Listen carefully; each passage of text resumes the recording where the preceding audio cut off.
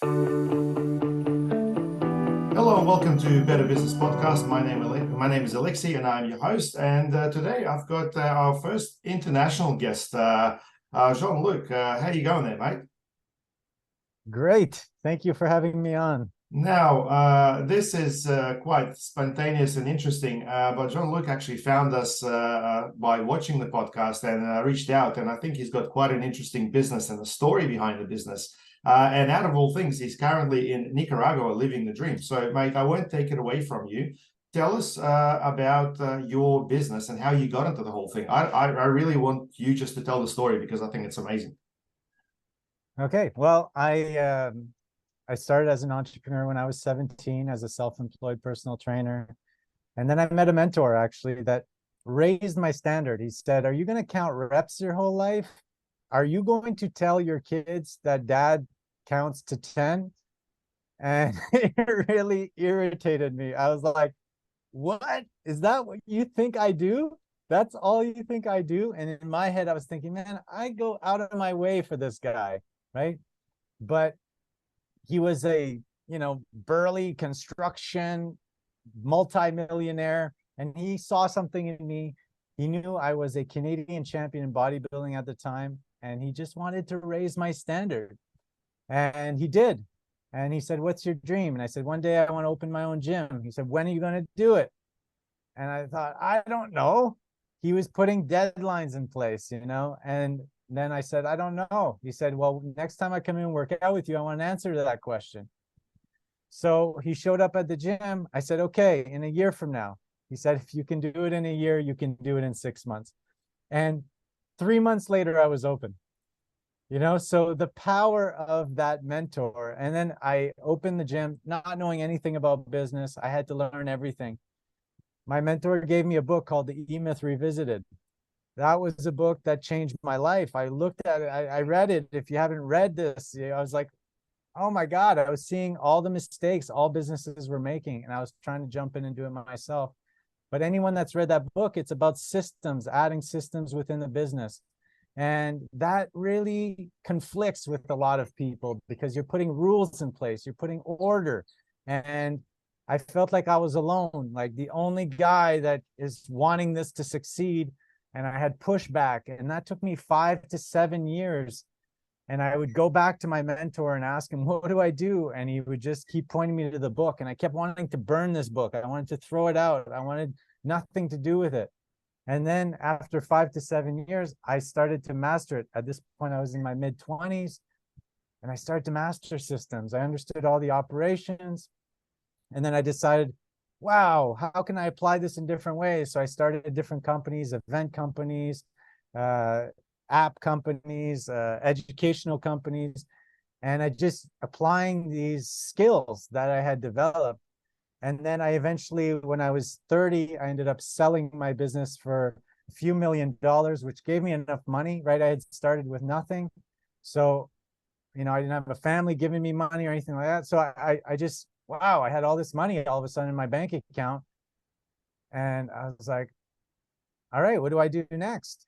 And I decided to start an incubator called Miyagi, which was the Karate Kid mentor, right? So my whole Mr. Miyagi. So I saw that my success came from a mentor. My mentor passed away. And then I ended up looking back at my own journey and realized what made me successful was my team, was mentoring my team all the time. So I wanted to position myself in my skill set, and what I love doing is coaching. So I started this incubator with the plan to just start 10 businesses a year, own a part of it, but then mentor these people into growing. And I did that. And then out of that grew a meditation studio chain. And at the time I realized, wow, like I was meditating myself, really seeing the benefits of it because I was in the fitness. That's where I started. I still had a passion for health. Like I always wanted people to have optimal health. And I just was fascinated about that. And when I started meditation after 30 days, I was like, wow, I'm going to do this the rest of my life because I was seeing the benefits of it. And then it became more than that, because I thought, wow, this is the most honorable thing I could do in the world. This is raising consciousness worldwide, would elevate everyone's awareness to look at themselves, you know? So I said, okay, I actually gave away the incubator. I gave everyone their shares. I didn't want anything to do with it. I started this company called the Peace Room. And the Peace Room, I showed up every single day just working and just making sure to build this business. And within a year, I had over 150 franchise requests all over the world. It was just exploding without any advertising. This is what's crazy, because I was in the middle of a city, and my vision was to have them all over the world in different cities, these little locations where people can connect together over tea and meditation. And then COVID hit. And when COVID hit, it just bursted the whole bubble, because they needed to separate people. And I was trying to bring people together. So I was doing meditations on Parliament Hill in Ottawa in Canada with hundreds of people, you know, over every day, every week. So thousands of people over the summers. I was just fascinated about it. But when COVID hit, I knew I had to close. So I had to take all that work and just let go and practice what meditation had taught me, which was non-attachment, to just move on. Like, don't fret, just keep going. Just keep, it's the skills that you build, you know, that is the real gold. So I let it go. I actually sold my $1 million house, you know, I had the cars, I had everything. I didn't care about it anymore. It was all sort of like this status, trying to impress, and I just let it all go and went on a road trip. Actually, I didn't tell you about this, but went on a road trip, bought an RV, grabbed my family, and we just went out to Vancouver Island, and we just wanted to experience life. We ended up on the island. We ended up meeting other families that were in these RVs, and we all had this sort of common values about living, you know. And they told me they were heading out to Nicaragua, and they're like, come with us. I was like, really? I don't know about that, you know? And it took me days. I would go hiking every day. I was hiking a new trail. I had a mission to just hike different trails. I'm hiking trails, meditating by the water, thinking, is this really my calling? Is this really what I need to be doing right now? Leaving the country. And eventually I heard that there was horses down in Nicaragua that were like really cheap. A few $100 you get a horse. And my daughter, that is her passion. Like, my daughter's passion is very focused on horses. And I had a $35,000 horse back home, you know. It cost me $1,000 a month just to hold them. So I thought to myself, wow, it's like I gotta live for her now, you know. I gotta fan her flame. So that's what got me to move, was like the horses. So I moved down here. She has 3 horses right now. She's in her passion. I live on an island in the middle of nowhere. And I have my daughter basically doing riding lessons for people, teaching camps. She's 11 years old. Wow. All out of, she designed the barn that we create, that we build, because when you're in your passion, when you're in what you love, all else comes together, right? Like, she all of a sudden became an architect designer, you know, using the internet, because she was passionate. She would find the answers. She becomes resourceful, you know, to return to source, to really to ourselves. So it was this incredible thing, but very difficult, because I didn't know the language. I didn't know how to speak Spanish. So, and I had to reinvent myself. I had to go, okay, how do I do this without a personal network? I put all my money into cryptocurrency before I left, and it crashed by 80%. So it's like I had a fresh start, you know? And I thought, wow, okay, can I do this from this island with a very poor internet connection? And I just put it out there. I said, listen, I'm doing business coaching. I'm on this island. You guys know my past. You know, there's people in my network on Facebook that know of my success. And I said, if anyone wants coaching, I'm here to help you. And I got my first 2 clients, and that was enough to get me started. And then from that, it just built, and I learned how to network online, to get on podcasts like this, to spread my message, you know, to trust yourself, and to do what you love, follow the fire. So that brings me to here. Yeah, mate. Well, you know, I didn't want to interrupt you at all. I think there's so many parts of your story that are inspiring and interesting, I think, for people to explore further. No doubt there'll be lots of listeners who may want to change something in their life and sell their house and move on and so on. But I think it takes a lot of confidence and a lot of courage to be able to do something like that. So, mate, hat off to you. I think that's excellent. I must also say that the internet in Nicaragua, in the middle of nowhere where you are, is actually pretty good. Here in Australia, it's an ongoing issue for a lot of people, and it's actually quite embarrassing living in a first world country, you know, where we have internet issues like we have. So really, yeah, it's quite fascinating. But mate, back to your business. So with your business coaching, you mainly work with personal trainers, or is it different types of businesses? Tell us about your coaching style and I guess the framework that you use. Yeah, so I work with service businesses that are local, that have 3+ employees. So in all industries, the framework is the same for them all. I bounced around trying to help different industries. I realized that this was my sweet spot. I don't want to teach anything I haven't done myself, right? So where I had the most success was my personal training studios, which was a service business. Then I started an academy. It was another service business.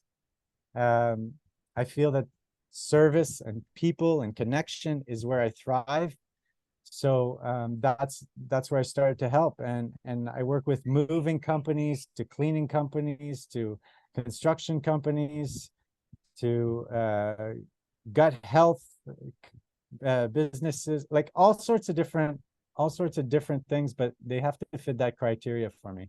And what sort of results do you help them achieve? So there's 2 things that I track. To me, a leader takes a big risk, right? The difference between the leader and the employee is that they're putting money on the line. They're putting risk on the line. They're putting their time on the line to make nothing for a long time sometimes. And to me, it's getting them to realize that their time is valuable, that all these risks that they took is like, now they deserve to get time and money back. And what I track with each client that I have is how much time are you spending working, and how much money profit are you making? So profit and time. And to me, if time isn't if money isn't making you more time, then what's the point?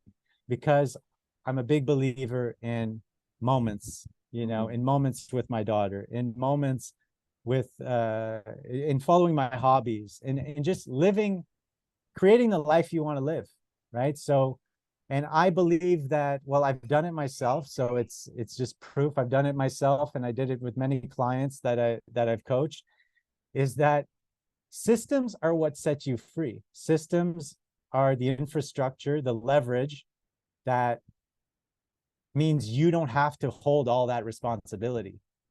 That if you have systems in place, and then you get good people to run those systems, then you can step out of that. And the way I see success in leadership is that a leader that has their head always busy with thoughts, that is always inside the business, running around, answering this, answering that, and they're the source of all solutions, cannot see farther. They can't see very far because they're in it.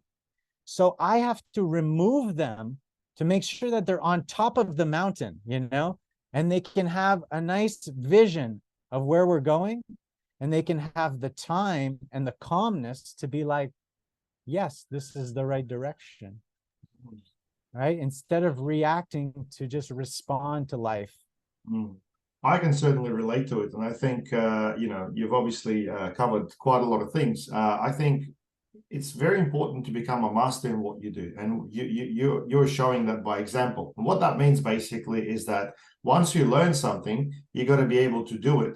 And then you got to be able to teach people. Now, a lot of people stop right there. However, there's another fourth component that a lot of people forget about, which is actually a pivotal point when it comes to becoming a master. It's actually living it as well. Now, if we use an example of martial arts, for example, you'll find that anyone who's really good or has got the following and stuff, they're the people who actually live what they do as well. Mr. Miyagi wasn't just a good karate guy who learned how to do it, got his black belt, and decided to retire. It's an evolving journey, and I think in business, especially with technology, in my case, is where you have to really understand things and stay on top of things as well. So, mate, I 100% can relate to what you're saying. I can also feel a few references to the E-Myth, which you've obviously mentioned earlier. And also, I'm not sure if you've read this or you use that in some way. Simon Sinek's Leaders Eat Last. Have you read that book? I haven't read that one, no. Yeah, but the concept that you're talking about is very similar. I 100% agree.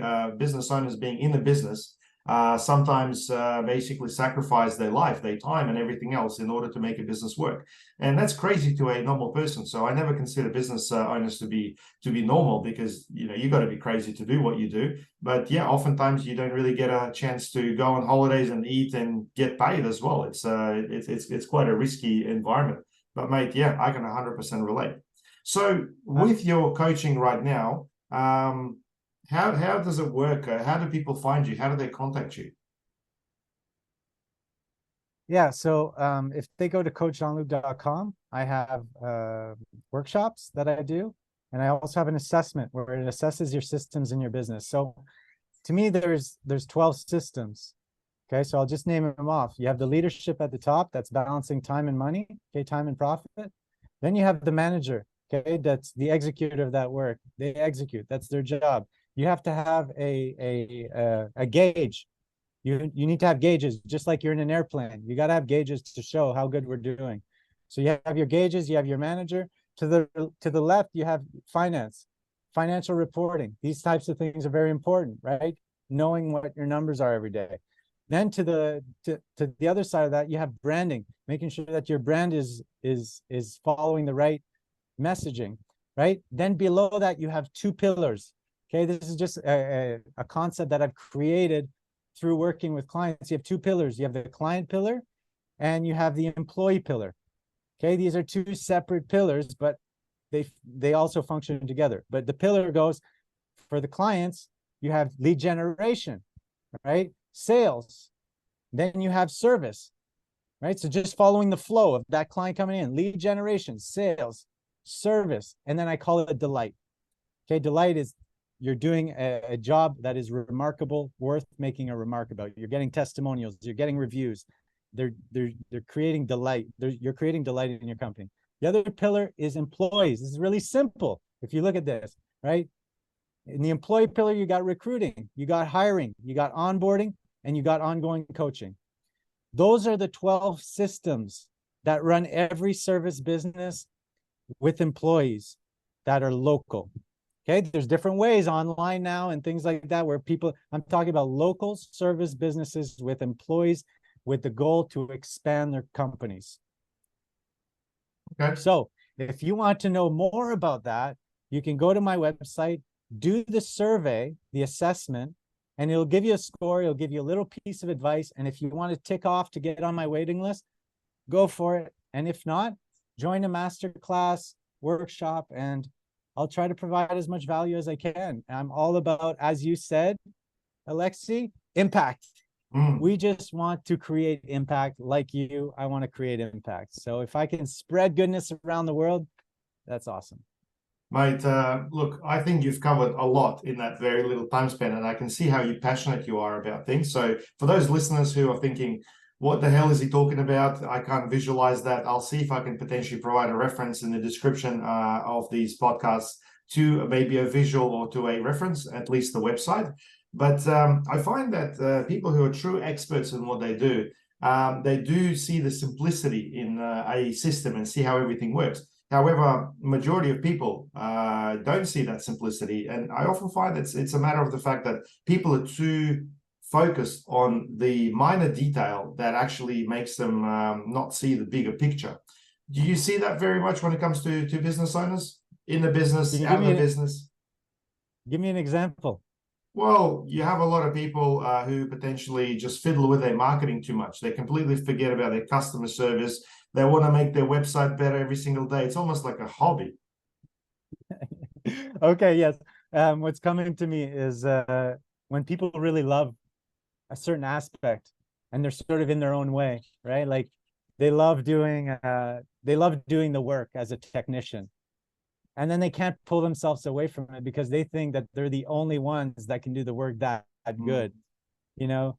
But it's like, it's just not true. It's just this ego that we're sort of like, and if you stay in that smallness, just like my mentor I mentioned at the beginning, that knocked me out of my own self, right? That made me see life to a higher standard and how much more impact I can create. These people stay stuck in the technician going, I can't delegate this to anyone else, you know? And it's so not true. You know, you can delegate, even if it's 80% of what you produce, it's still worth getting out so you can level up to the next level and help more people. And how did you get into coaching? I mean, you obviously referred to mentor a couple of times. It's obviously quite a big step for a business owner to engage a business coach and obviously admit the fact that they don't know as much as they maybe think they know, and then also ask for help. Because let's be honest, the majority of people get into business when they sort of, mature adults, and a lot of the time ego kicks in right in there. So people are like, oh, I should be able to resolve this myself.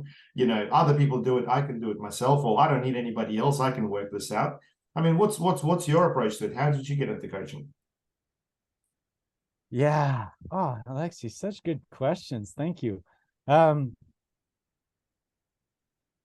always been into sports. So I was a Canadian champion in bodybuilding. So I grew up around, I think coaching, I grew up around performance.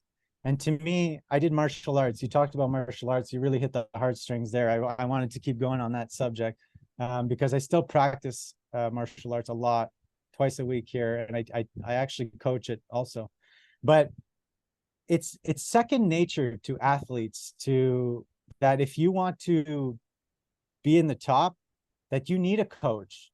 It's like I couldn't be Canadian champion if I was just doing it myself, and the studies show it. There's a recent study that came out that you get 67% more output. And I mean, if you ever hired a personal trainer, you know this, that when you're going to do push-ups and you think you can do, I don't know, 30, if you have a trainer beside you, just simply there, you're going to do an extra 10 at least on that 30.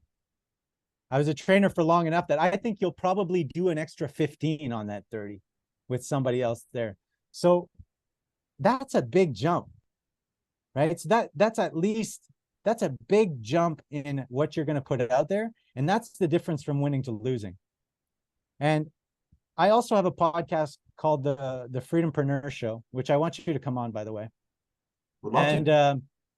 Yeah, so the Freedompreneur Show, I just recently, my last guest, Lubomir Kisyov, I have a fascination for coaches. So I get them on my program. Anything that's going to better people, I want to have them on.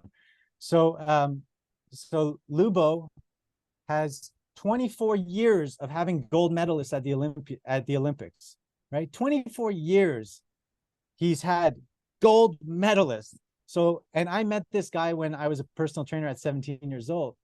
And I saw his attitude, and I said, what does it take to make a world champion?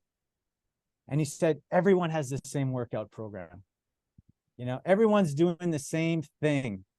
Like it. And he told me a story of this champion, this gold medalist, that him right now, it's in rowing. He's in Switzerland. And on a rowing boat, you have a certain amount of people, right? And he said for 4 years, they've been training to win the gold medal in the Olympics. And for 4 years, they've been training just like all the other teams. But the week before, Lubo told the athletes, he said, I don't want you to leave your house. Like, I don't want to risk anything. Do not go cycling on a bike. Do not do anything. He had an athlete that didn't listen, went on their bicycle and fell over, bumped their thigh on the sidewalk, okay, because they still had those clip-on shoes, fell. She got like a Charlie horse in her leg. The week that before they started on the water, he was 10 seconds behind. And he said 10 seconds in rowing is astronomical big gap. He said, what went wrong here in all the rowers? One girl said, I fell off my bike. I went biking when you told me you couldn't. So that's the difference of making a champion. You know, one person out of a team falling off the bike. And we're talking about just perfection in execution.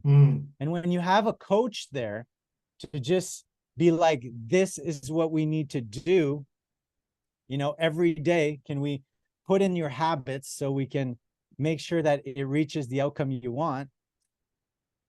That's the big value of a coach. And that's not going to be replaced by AI. That's not going to be replaced by anything, because we can't, you know, when we look at content, right?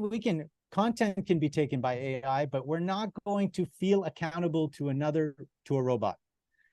We're going to feel accountable to a person. We don't want to let them down because they take on the win with us. To me, a good coach is somebody that's taking on the challenge like it's their own, if not more.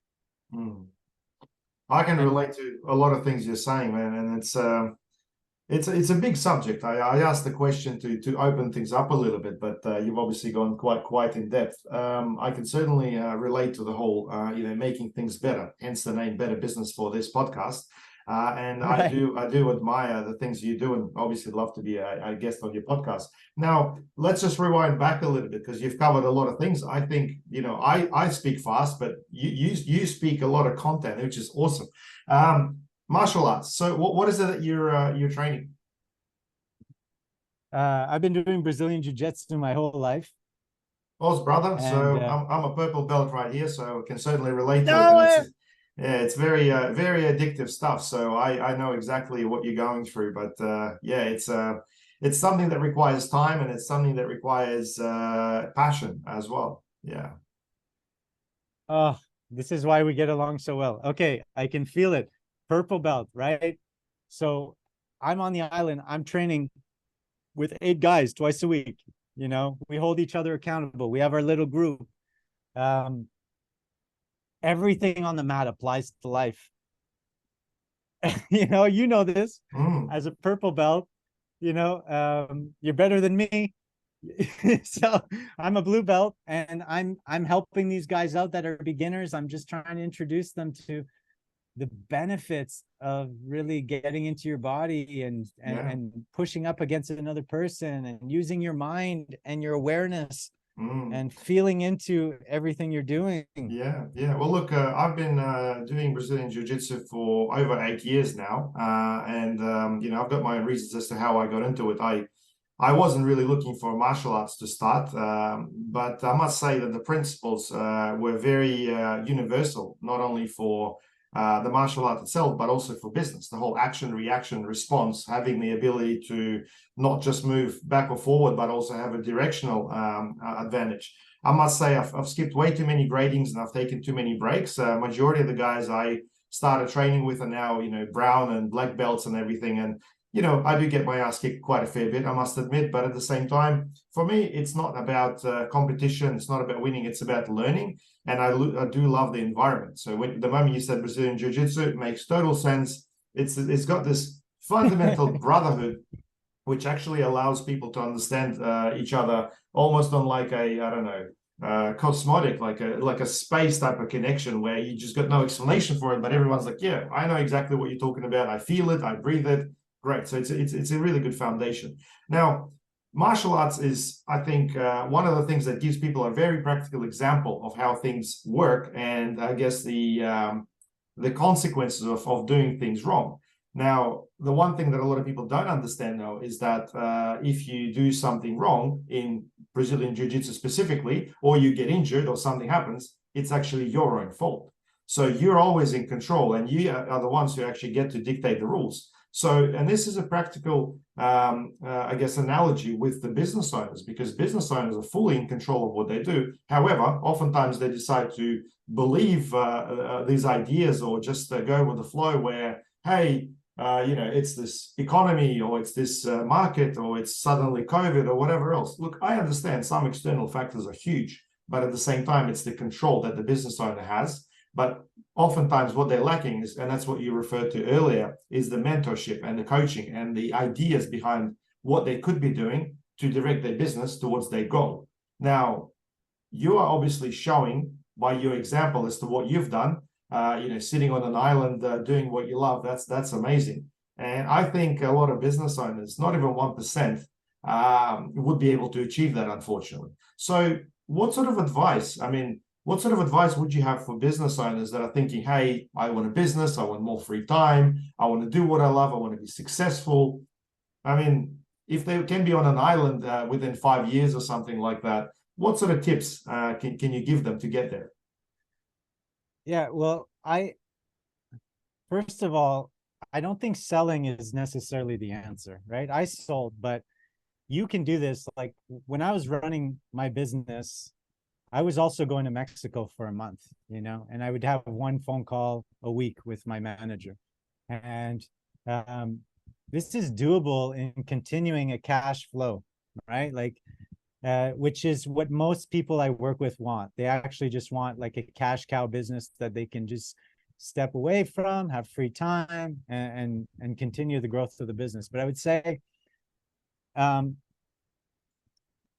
one thing that's key is it's just really stepping into your leadership. And to me, leadership is vision, focus, and commitment. It's really simple. You have a vision, it's clear. Here's where I want to go. I want to be a black belt, right? And then you have to focus towards that vision, which means you need to remove all distractions from your life that are conflicting. The people in your life, anything that is bringing down and intruding on that, which means time management. You have to manage your time, because your time is your life. Like once we put time into a calendar, it frames what we're doing. So the first question I ask business owners is, how connected are you to your calendar? And that will tell me almost everything about their business. Okay, because it's going to show me how tight or how loose they're running their ship. Okay, because if you are a reflection of your business. If you're loose, your business is loose. If you're sloppy, your business is sloppy. How you do one thing is how you do everything. Okay, so vision, focus is putting boundaries in place, channeling that energy through calendar. Okay, then commitment. If you can't get yourself out of bed in the morning because you want to sleep in, well, you're failing yourself, and you're going to erode your self-esteem, because you're not focused. You're not doing what is necessary. You're doing what feels good. And that doesn't work when you're wanting to achieve a goal. So commitment, focus, vision, it's like a triangle. At the top, you have vision, you have focus, and then you have commitment at the bottom. It's my simplified, it's in a nutshell leadership, as simple as I can get it. Awesome. Okay. Well, look, we covered so many things, and I feel like we can be talking for forever, mate. And can I just mention something? Can I just mention something about the jiu-jitsu? Just because it's not every day I get to talk to another podcast host that does jiu-jitsu, that's a purple belt, that will really understand me. So selfishly, I want to share this. Today, I had in our WhatsApp group from the guys that do BJJ with me. he mentioned, he goes, guys, you know, like yesterday we pushed a lot, we pushed hard, you know, and like I told people I would go like 40% effort because I just wanted to show up. He goes, but I want to instill, you know, he goes, but I ended up hurting my hand, you know, and I didn't want to hurt my hand because I'm playing baseball the next day or whatever. So he said, how can we instill this better, you know? And I thought about this, I pondered that, and I just said, it's one thing to set, and this applies to business. This is how it applies to business. It's one thing to set a boundary, and it's another thing to uphold a boundary. Okay, so when I'm talking about focus and we implement these systems, okay, I got this brand new system, let me implement it. Yeah, well, they're not going to follow it. So you have to be able to uphold whatever you put in place. Right? So a rule I want to leave your listeners with is, do not put a rule in place you're not willing to uphold. Do not put a system in place you're not willing to uphold. And that's something on the mat that you can really translate into business. And I just loved it. Absolutely. Well, look, Jiu-Jitsu has taught me a lot. And look, I'll probably record another podcast about the sport and why business owners should do something like Jiu-Jitsu, another sport, something that basically gets them to develop. Besides the learning, there's just a lot of little fundamental things that are really worth understanding. But I've been to a number of different seminars, and I train at an academy called Atos, which is led by Andre Galvao. One of the seminars was by JT Torres, and if you're not familiar, look him up sometime. Probably one of the most humble people I've ever met, very giving and very real. Most are, right? Yeah. If you see this guy ever, if you meet him, you'll find that he's just a bloke like you and I. There's nothing really magical about him, but when he goes on the mat, man, he is an absolute champion. Lucas Barbosa was the latest one I've been to. He's actually just been fighting in the World Championship. Mate, not the biggest guy, but his passion and devotion to thing, man, it's full on. And I guess what I like about Jiu-Jitsu, just to sort of highlight a few things, is that a lot of these guys who basically become awesome have got their own little things that are available to you and I. You and I, if we fiddle around, we could probably figure something like that out. But they create it, perfect it, and then use it to win championships. And that's amazing. And I think that's, what a lot of business owners sometimes are missing, because, why is it that people are so reluctant to try something of their own? Why is it that they want to say, hey, my competitors are doing this and I'm going to copy this, or I'm going to try to do something similar because they must be doing good? Instead of like, say, hey, why don't we try something new? Why don't we try something that aligns with us and works for us? So, yeah, a bit of a rhetorical question there, but anyway, you get the idea. Yeah, but oh man, the humility, you said the magic word, humility, and what that brings out in you, that when you have the strength, when it's not fake, when you actually have the strength, you don't need to show off, and you then let go of the self in terms of, having an empty cup and allowing knowledge to come in instead of upholding like, oh, I don't want to learn anything because I know everything. And when you talked to me about coaching earlier, when you said what holds the business owner, because they come with this like pride of like, no, I can do all this on my own. And it's just like, I don't work with those people. You're not ready for me. When you have the humility to just say, hey, I'm coming to you with beginner's mind. Wow, now we can get far, because that's where the learning starts. That's right. That's right. I mean, the best student is always the person who is happy to consider themselves the dumbest person in the room. That's the only way to learn. If you come into a class thinking you know everything, you're in for a big lesson. And certainly, once again, if we draw the line with BJJ and use that as an analogy, I think that's a very bright example right there. Yeah. I call it truth, actually. Because when somebody's going to break your arm, there's nothing more true at that moment than that. Yeah, that's right. That's right. Well, mate, I feel like you and I can be talking forever, and I think we touched on a lot of really important aspects. We obviously spoke about, your story, the business that you do, the businesses you work with. We spoke about some tips. I'm pretty sure we may have to do another podcast sometime soon, just being the amount of content we've crammed into this. And I obviously know that you've got a lot going on and some goals until the end of the year. We'll do it on my show.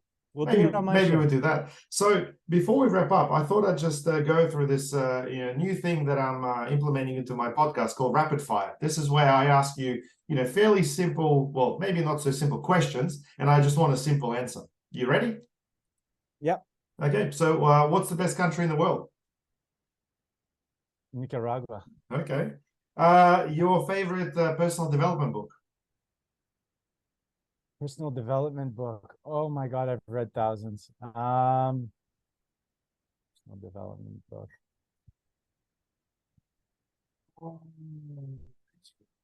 That's tough. Hold on.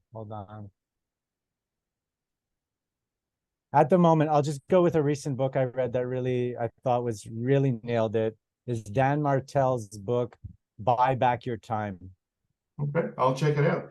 I was going to ask something about ice hockey, but I haven't heard that once from you. Very unusual for a Canadian. There's obviously a bit of ice hockey in the air. The question I've got for you, mate, is when are you coming to Australia? Oh, I don't know. Probably never, actually. Don't say that. I'm sort of like a hermit. I like to stay in my little hut, and then I'm comfortable. And I've just seen so much of life, though I haven't seen Australia. Well, I think you'd be surprised. It's such a big country with so many little spots where people can feel like they're living on an island. But anyway, I'll let you explore that another time. Jean-Luc, thanks very much for jumping on the call. This has been a bit of a spontaneous podcast, but I got quite intrigued to have an international guest, and I think for those of you listening, it's always interesting to meet a person who lives their dream, who doesn't just apply simple principles and stay in their comfort zone, but continuously pushes their boundary. Jean-Luc, absolute pleasure, mate. Same, brother. Wow, just really great meeting you, and thanks for all the great questions. All right. Well, guys, if you're enjoying this podcast and you'd like to hear more stories like this, please make sure you subscribe and share this with your friends and family or whoever else can benefit from it. I'm sure there's a bunch of people who want to do things better or who want to basically change their life, and maybe they need an example or an inspiration. If my podcast can provide, inspiration, motivation, education, that's exactly what it's about. My name is Alexei, and I'll chat to you soon.